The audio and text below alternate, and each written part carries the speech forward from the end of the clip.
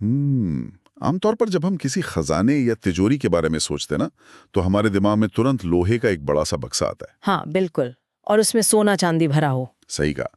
लेकिन जरा सोचिए, एक ऐसी सीजनल तिजोरी के बारे में जो हिमालय की बर्फीली ऊंचाइयों पर मौजूद है। एक ऐसी तिजोरी जिसे प्रकृति खुद 6 महीने के लिए, मतलब बर्फ की एक मोटी चादर से ढककर सील कर देती है। और मजेदार बात यह है कि जब वो खुलती है तो कोई सोना चांदी नहीं, बल्कि एक पूरा का पूरा सोया हुआ इकोसिस्टम यानी पारिस्थितिकी तंत्र अचानक से जाग उठता है। बिल्कुल। और प्रकृति के पास चौंकाने के लिए सिर्फ बर्फ के नीचे छिपे रहस्य ही नहीं है। कभी कभी ना ये आसमान में भी प्लाज्मा की ऐसी रहस्यमयी रोशनी बिखेरती है जो किसी विज्ञान कथा, मतलब साइंस फिक्शन जैसी लगती है। जब जमीन के नीचे की हलचल का सीधा असर आसमान की चमक पर दिखे, तो सोचने पर मजबूर होना पड़ता है कि ये धरती आखिर काम कैसे करती है। एकदम सही बात है। और यही रोमांच तो भूगोल और विज्ञान को इतना दिलचस्प बनाता है। तो इस दैनिक यूपीएससी करंट अफेयर सीरीज में सभी उम्मीदवारों का स्वागत है। आज हम 4 अप्रैल 2026 पार्ट 1 का विस्तृत विश्लेषण कर रहे हैं। और जो भी हमें सुन रहे हैं, कृपया इस चर्चा को लाइक और सब्सक्राइब जरूर करें। हाँ, और एक बात और, आज के कुछ विषय शायद हमने पहले भी संक्षेप में कवर किए हों, इसलिए इसे उन महत्वपूर्ण टॉपिक्स के लिए एक बेहतरीन रिवीजन के तौर पर भी लिया जा सकता है। बिल्कुल, रिवीजन तो इस तैयारी का सबसे अहम हिस्सा है। तो बिना देर किए शुरुआत उसी सीजनल तिजोरी से करते हैं, यानी गंगोत्री नेशनल पार्क। 6 महीने के लंबे शीतकालीन ब्रेक के बाद ये नेशनल पार्क अब फिर से खुल गया है। जी। मैं इसके भौगोलिक महत्व को तो समझता हूँ कि भाई ये भागीरथी नदी का उद्गम स्थल है और यहाँ तिब्बत के साथ हमारी अंतर्राष्ट्रीय सीमा लगती है। चौखंबा और सतोपंथ जैसी चोटियां भी यहाँ हैं। लेकिन इसके 6 महीने बंद रहने के पीछे का असली पारिस्थितिक कारण क्या है? देखो, यहाँ जो सबसे दिलचस्प बात है ना, वो ये है कि इसका सीधा संबंध ऊंचाई और वहां के अत्यधिक कठोर मौसम से है। अच्छा। हाँ, अगर हम इसके इकोसिस्टम को देखें तो ये एक परतदार संरचना की तरह है। निचले इलाकों में आपको पश्चिमी हिमालयी उप अल्पाइन कॉनिफर जंगल मिलेंगे, मतलब देवदार और रोडोडेंड्रॉन के पेड़, जो कि काफी घने होते हैं। बिल्कुल। लेकिन जैसे जैसे हम ऊपर जाते हैं ना, ऊंचाई बढ़ती है, तो ये परिदृश्य अल्पाइन झाड़ियों में बदल जाता है। ये वो इलाका है जहां स्नो लेपर्ड यानी हिम तेंदुआ राज करता है। मतलब ऊंचाई के साथ पूरा सिस्टम ही खुद को रीसेट कर लेता है। हाँ, और गहराई में जाएं तो हिम तेंदुए के अलावा कस्तूरी मृग जैसे जीव भी इसी कठोर जलवायु के आदी हैं।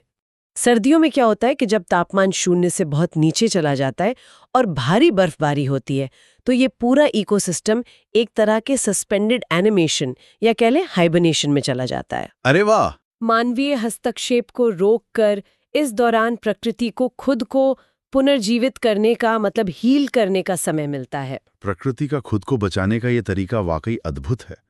लेकिन हर जगह प्रकृति इतनी मेहरबान नहीं होती है ना। वो तो है। अगर हम हिमालय की इस संरक्षित और पानी से भरपूर दुनिया से बाहर निकलें और सीधा अफ्रीका के रेगिस्तानी इलाके की तरफ देखें, तो वहां स्थिति बिल्कुल विपरीत है। आप साहिल क्षेत्र की बात कर रहे हैं ना? हाँ, मैं बुर्किना फासो की बात कर रहा हूँ, जहां हाल ही में भारत ने मानवीय सहायता के रूप में 1000 मीट्रिक टन चावल भेजा है। बुर्किना फासो का मामला एक प्रशासक के नजरिए से बहुत सी जटिलताओं को सामने लाता है। ये पश्चिमी अफ्रीका का एक लैंडलॉक्ड देश है। लैंडलॉक्ड मतलब चारों तरफ जमीन से घिरा हुआ। बिल्कुल। सीमाएं देखें तो माली, नाइजर, बेनिन, टोगो, घाना और आइवरी कोस्ट से लगती हैं, और इसकी राजधानी ओगानागू है। अब लैंडलॉक होने का मतलब सिर्फ ये नहीं है कि आपके पास समंदर नहीं है। हाँ, उसका आर्थिक असर भी होता है। सही कहा। इसका रणनीतिक और आर्थिक मतलब ये है कि वैश्विक व्यापार तक आपकी पहुंच पूरी तरह से आपके पड़ोसी देशों पर निर्भर है। और अगर पड़ोसी देश भी अस्थिर हैं, तो स्थिति और बिगड़ जाती है। लेकिन मुझे यहाँ एक बात समझ नहीं आती। क्या? अगर मैं इसके भूगोल को देखूं, तो यहाँ ब्लैक, रेड और व्हाइट वोल्टा जैसी प्रमुख नदियां हैं, जो आगे चलकर घाना में मिलती हैं। इसके अलावा माउंट तेनाकुरू और लेक बाम भी हैं। और सबसे बड़ी बात, ये देश सोने और मैंगनीज जैसे खनिजों से भरा पड़ा है। हाँ, खनिज तो बहुत है वहाँ। फिर भी वहाँ इतना गहरा खाद्य संकट क्यों है कि भारत को चावल भेजना पड़ रहा है? इसे अर्थशास्त्र और कूटनीति की भाषा में ना रिसोर्स कर्स या संसाधनों का अभिशाप कहा जाता है। अच्छा, संसाधनों का अभिशाप। हाँ, एक तरफ इसका जो उत्तरी क्षेत्र है वो साहिल का हिस्सा है, जो बहुत ही शुष्क इलाका है।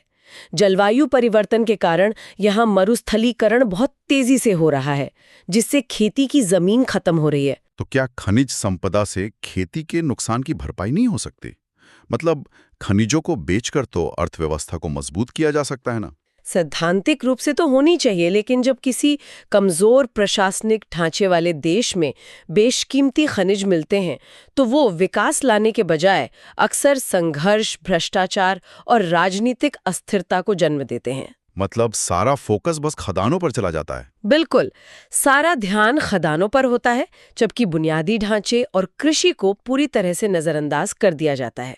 इसलिए नदियां होने के बावजूद वहां सिंचाई तंत्र विकसित नहीं हो पाया। समझ गया। यही वजह है कि भारत जैसी उभरती हुई वैश्विक शक्ति को वहां अपनी कूटनीतिक और मानवीय भूमिका निभानी पड़ती है। यानी जहां जमीन के ऊपर सूखा और मरुस्थलीकरण तबाही मचा रहा है, वहीं जमीन के नीचे के खनिज कूटनीतिक संघर्ष का कारण बन रहे हैं। सही कहा। वैसे जमीन के नीचे की हलचल से मुझे एक और प्राकृतिक घटना याद आ रही है, जिसने हाल ही में वैज्ञानिकों का काफी ध्यान खींचा है। अब भूकंप की रोशनी यानी अर्थक्वेक लाइट्स की बात कर रहे हैं ना? हाँ, एकदम सही। तुर्की और ग्रीस में जो एजियन सागर के पास का इलाका है, वहां भूकंप के बाद आसमान में कुछ अजीबोगरीब चमक देखी गई। ये भूभौतिकी यानी जियोफिजिक्स के सबसे पेचीदा विषयों में से एक है। लंबे समय तक लोग इसे महज भ्रम या कोई अलौकिक घटना मानते थे, मतलब एलियंस या जादू टोना टाइप कुछ। हाँ, लेकिन अब विज्ञान इसे एक ठोस भूगर्भीय प्रक्रिया के रूप में देख रहा है। अगर मैं इसे एक सरल तरीके से समझना चाहूँ, तो क्या हम धरती के क्रस्ट को एक विशालकाय जनरेटर मान सकते हैं? मतलब जब टेक्टोनिक प्लेट्स आपस में भयानक दबाव के साथ रगड़ खाती हैं, तो क्या वो दबाव एक तरह की बिजली पैदा करता है? अरे वाह, ये जनरेटर वाली एनालॉजी बहुत ही सटीक बैठती है। इसे विज्ञान की भाषा में ना पीजो इलेक्ट्रिक प्रभाव या पाइजो इलेक्ट्रिक इफेक्ट कहते हैं। अच्छा, तो ये काम कैसे करता है? होता ये है कि धरती के क्रस्ट में क्वार्ट्ज जैसे खनिज बहुत बड़ी मात्रा में मौजूद होते हैं। जब भूकंप से ठीक पहले या उसके दौरान इन चट्टानों पर लाखों टन का दबाव पड़ता है, तो उनके क्रिस्टल स्ट्रक्चर में खिंचाव आता है, जिससे एक बहुत ही मजबूत इलेक्ट्रिक चार्ज पैदा होता है। और फिर ये चार्ज सतह पर कैसे आता है? मतलब चट्टानें तो आमतौर पर बिजली की सुचालक या कंडक्टर नहीं होती ना? यही तो सबसे दिलचस्प हिस्सा है। ये चार्ज उन सीधी वर्टिकल दरारों के जरिए ऊपर की ओर भागता है, जिन्हें हम रिफ्ट जोन कहते हैं। ओहो। हाँ, जब ये सतह पर पहुंचता है तो हवा के अणुओं से टकराता है और उन्हें आयोनाइज कर देता है। आयोनाइज कर देता है मतलब? आसान शब्दों में कहें तो हवा के कणों से इलेक्ट्रॉन अलग हो जाते हैं और वो हवा एक चमकते हुए प्लाज्मा में बदल जाती है। यही प्लाज्मा हमें आसमान में नीली या सफेद रोशनी के रूप में दिखाई देता है। मतलब जमीन के अंदर होने वाली हलचल खुद ही आसमान में एक अलार्म बजा देती है। प्रकृति की अपनी एक अर्ली वार्निंग सिस्टम है। बिल्कुल। काश हम प्राकृतिक आपदाओं को भी इतनी ही सटीकता से पहले पढ़ पाते। और इसी डिकोडिंग के लिए ना हम तकनीकी रूप से खुद को मजबूत बना रहे हैं। प्राकृतिक आपदाओं को तो हम रोक नहीं सकते, लेकिन हम उनके लिए तैयार जरूर हो सकते हैं। जो मुझे पृथ्वी विज्ञान मंत्रालय के मिशन मौसम की याद दिलाता है। भारतीय मौसम विज्ञान विभाग यानी IMD ने हाल ही में multi hazard early warning decision support system launch किया है। जी, जनवरी 2024 में लॉन्च हुआ था ये। नाम तो इसका बहुत भारी भरकम है, लेकिन मुझे ये समझना है कि ये मौजूदा सिस्टम से अलग कैसे है। क्या ये सिर्फ एक नया सॉफ्टवेयर है? अगर हम इसे व्यापक नजरिए से जोड़ें तो ये महज सॉफ्टवेयर अपडेट नहीं है, ये डेटा प्रोसेसिंग में एक क्रांति है। वो कैसे? अभी तक होता ये था कि अलग अलग रडार, सैटेलाइट और मौसम केंद्रों से डेटा आता था और वैज्ञानिक उसे मैन्युअली कंपाइल करके रिपोर्ट बनाते थे, जिसमें काफी समय लगता होगा। बिल्कुल। इस नए सिस्टम ने इस डेटा प्रोसेसिंग का 90% काम पूरी तरह से ऑटोमेट कर दिया है। यानी जो काम इंसान घंटों में करते थे, वो अब मशीनें कुछ मिनटों में कर रही हैं। लेकिन जमीनी स्तर पर, मतलब एक आम नागरिक या जिला स्तर के प्रशासक के लिए इसका क्या मतलब है? इसका सीधा मतलब समय से है। इस सिस्टम की वजह से हमारा पूर्वानुमान यानी फोरकास्ट का समय 5 दिन से बढ़कर 7 दिन हो गया है। अरे वाह, 2 दिन का फायदा। हाँ, और जो रिपोर्ट तैयार करने में पहले 6 घंटे लगते थे, वो अब सिर्फ 3 घंटे में तैयार हो जाती है। तो इन सब का आखिर मतलब क्या है? अगर मैं इसे आपदा प्रबंधन के नजरिए से देखूं, तो ये अतिरिक्त 2 दिन बहुत बड़ा गेम चेंजर है। बिल्कुल है। मान लीजिए कोई भयानक चक्रवात आ रहा है, उन 48 घंटों में पूरे के पूरे गांव को सुरक्षित स्थानों पर पहुंचाया जा सकता है। एनडीआरएफ की टीमें तैनात की जा सकती हैं। ये सिर्फ तकनीकी छलांग नहीं है, ये हजारों जानें बचाने का एक सीधा तरीका है। एकदम सही। खतरे से निपटने के लिए जानकारी होने से ज्यादा महत्वपूर्ण है जानकारी का सही समय पर मिलना, और ये सिस्टम उसी लीड टाइम को बढ़ा रहा है। ये तो हुई उन खतरों की बात जिन्हें हम सैटेलाइट और रडार पर देख सकते हैं। लेकिन क्या हो जब खतरा रडार पर नजर ही ना आए? मतलब? एक ऐसा अदृश्य खतरा जो हमारी फूड सप्लाई चेन के अंदर पनप रहा हो। ओ, आप न्यूकैसल रोग की बात कर रहे हैं? जी। इन दिनों यूरोप और यूके के पोल्ट्री उद्योग में मुर्गियों के बीच ये बीमारी बहुत तेजी से फैल रही है, न्यूकैसल रोग। ये एक बहुत ही चिंताजनक बायोलॉजिकल खतरा है। ये एवियन पैरामैक्सोवायरस सीरोटाइप 1 के कारण होता है। नाम याद रखना पड़ेगा यूपीएससी के लिए। हाँ, इस वायरस की सबसे खतरनाक बात इसका अत्यधिक संक्रामक होना और पर्यावरण में टिके रहने की इसकी क्षमता है। मैंने भी पढ़ा है कि ये वायरस बहुत जिद्दी होता है, लेकिन ये फैलता कैसे है? क्या ये हवा से फैलता है या किसी और तरीके से?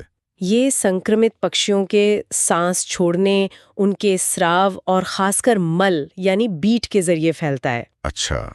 इसकी जीवटता देखिए, ये वायरस पोल्ट्री फार्म की खाद में 2 महीने तक जिंदा रह सकता है। बाप रे, 2 महीने? हाँ, अगर किसी स्वस्थ फार्म का कोई कर्मचारी अनजाने में अपने जूतों के जरिए उस खाद को ले जाए, तो पूरी की पूरी खेप संक्रमित हो सकती है। जो बात मुझे सबसे ज्यादा हैरान करती है वो इसके लक्षण हैं।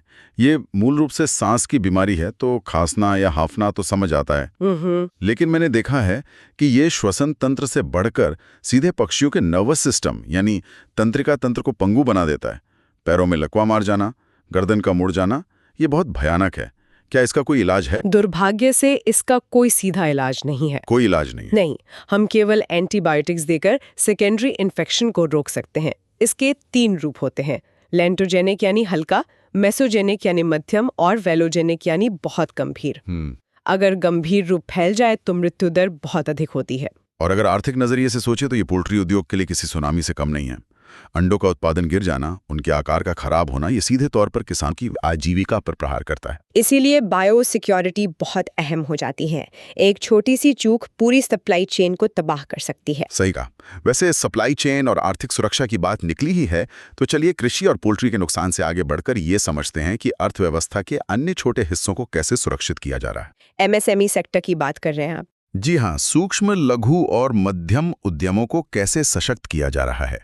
सरकार की trade enablement and marketing initiative यानी टीम योजना काफी चर्चा में है। ये राम्प प्रोग्राम के तहत एक बहुत ही रणनीतिक कदम है।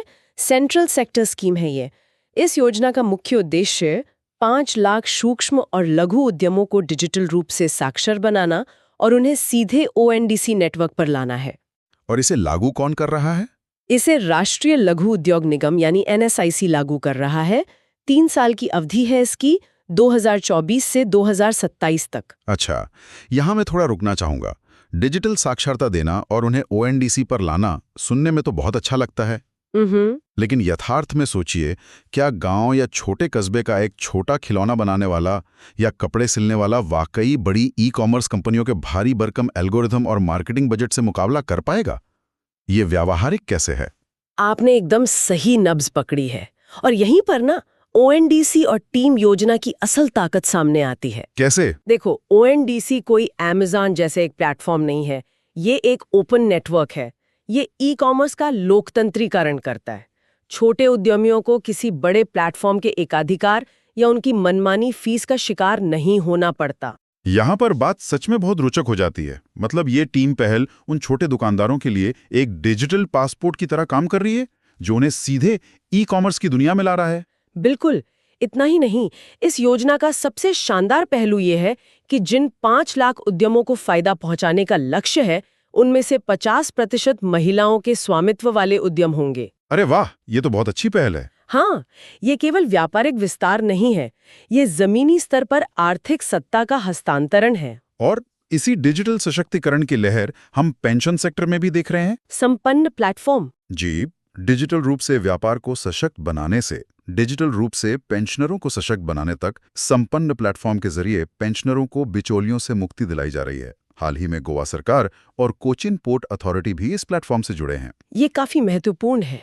ये दूरसंचार विभाग यानी डीओटी का एक सिस्टम है जिसे 2018 में लॉन्च किया गया था और इसे सीजीसीए मैनेज करता है। और इसका फायदा क्या है? ये एक सिंगल विंडो सिस्टम है और पूरी तरह से क्लाउड बेस्ड है।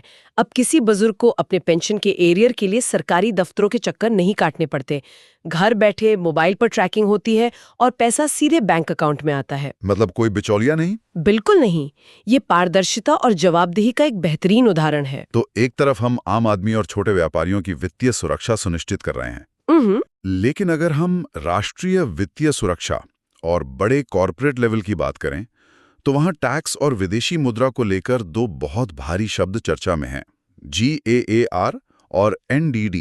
जी, दोनों ही बहुत क्रिटिकल टॉपिक है। पहले GAAP की गुत्थी सुलझाते हैं, जनरल एंटी अवॉइडेंस रूल्स। अभी हाल ही में स्पष्टीकरण आया है कि 1 अप्रैल 2017 से पहले की संपत्तियों को GAAP से बाहर रखा जाएगा। देखो, इसे समझने के लिए ना हमें कर नियोजन यानी टैक्स प्लानिंग और कर चोरी यानी टैक्स इवेजन के बीच के बारीक अंतर को समझना होगा।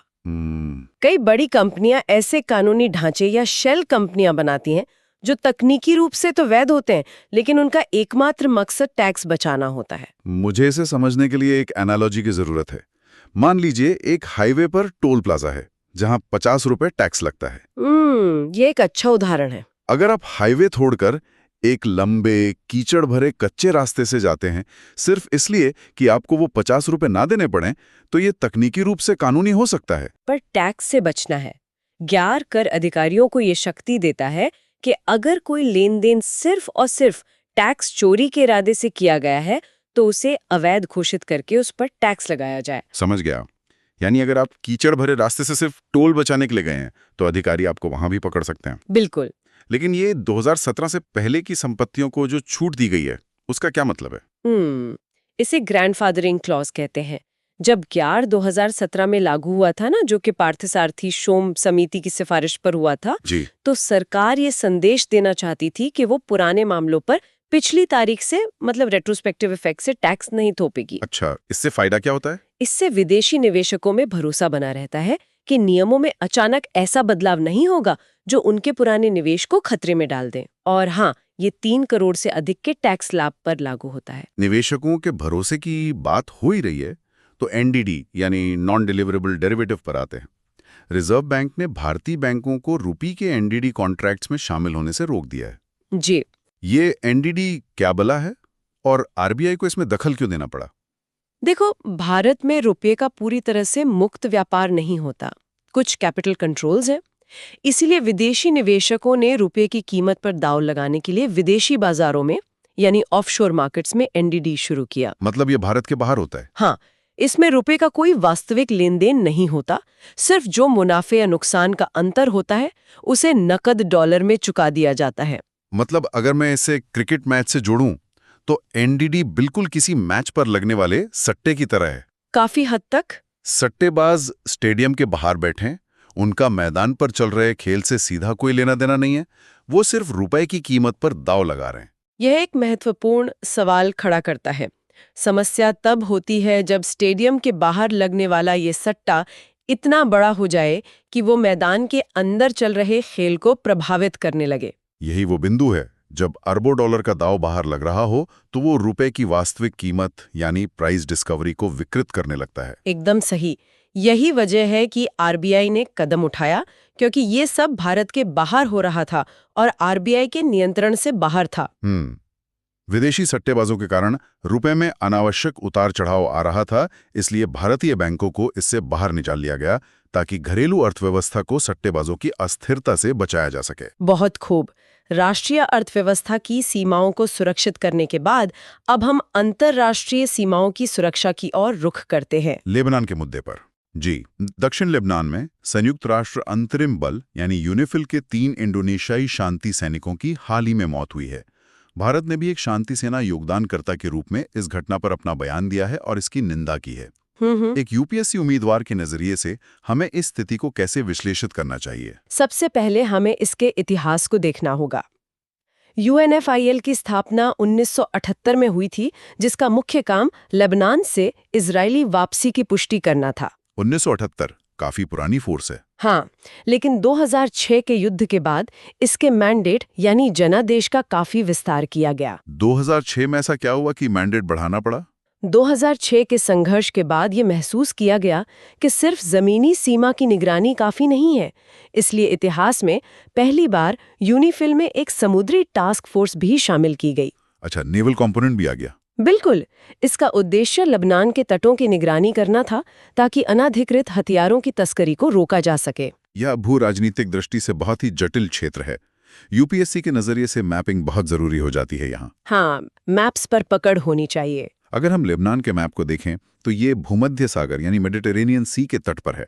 एक तरफ सीरिया है, दूसरी तरफ इजरायल है, और वहां 47 देशों के 7,505 से ज्यादा शांति सैनिक तैनात हैं, जिनमें भारत की भी बड़ी भागीदारी है। शांति सैनिकों की भूमिका बहुत चुनौतीपूर्ण होती है। उनका काम आक्रामक युद्ध लड़ना नहीं है, बल्कि एक बफर के रूप में काम करना, शांति समझौते की निगरानी करना और नागरिकों की रक्षा करना है, जो कि बहुत रिस्की है। बिल्कुल।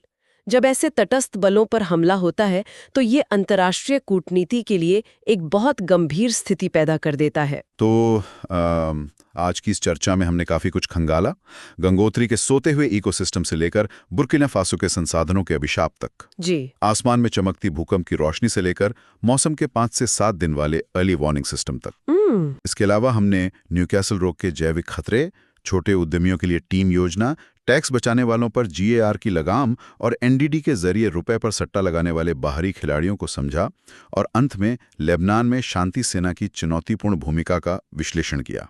इस पूरे विस्तृत विश्लेषण को अगर हम एक धागे में पिरोएं तो एक बहुत ही विचारोत्तेजक प्रश्न सामने आता है। वो क्या? आज हमने मौसम की चेतावनी देखी, टैक्स की चोरी रोकने के नियम देखे और भू राजनीतिक अस्थिरता देखी।